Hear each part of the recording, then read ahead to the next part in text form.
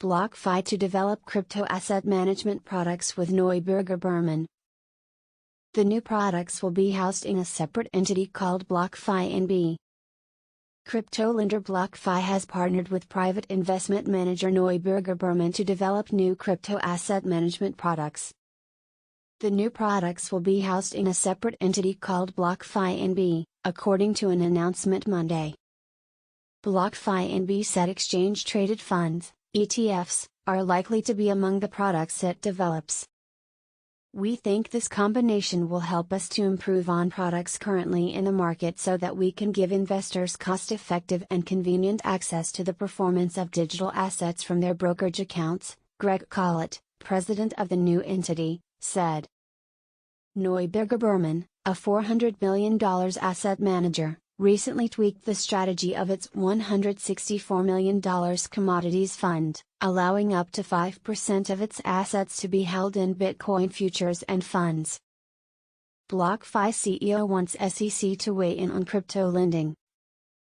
We're not going to decide what box crypto lending belongs in based on what New Jersey does or what Texas does, Zach Prince said Monday. One of the top crypto lending firms to face regulatory heat in the United States voiced optimism Monday that the industry's hot subsector will survive, no matter how many state censures pile on. BlockFi CEO Zach Prince, whose interest-bearing crypto account has come under scrutiny in at least 5 states, and whose company's fate, repeatedly stayed, remains uncertain, said the lending industry will ultimately need word from the feds.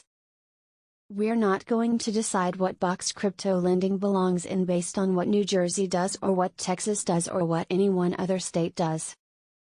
It's gonna come down to federal regulators like the SEC, Securities and Exchange Commission, or the OCC, Office of the Comptroller of the Currency, creating a path for this type of activity to happen, he said at Skybridge Capital's SALT conference.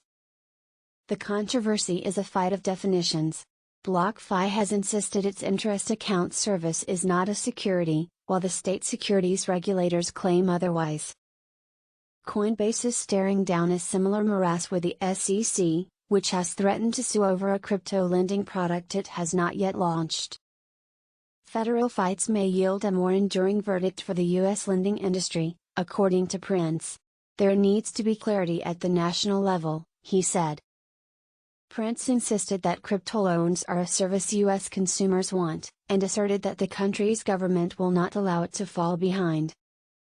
Mainstream crypto loan services offer customers a 4% to 6% yield on their deposits, amounts that trounce most banks' sub-1% fare.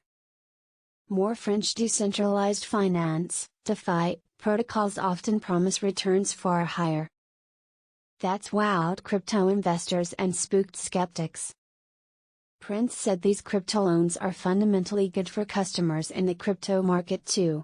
He said he believes America wants to lead the industry, even if it's slow to come. Still, BlockFi's place in that industry is still being hashed out.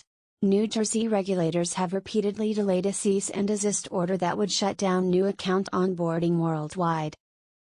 I think we're having very productive conversations right now, said Prince, without speculating on where those conversations might lead.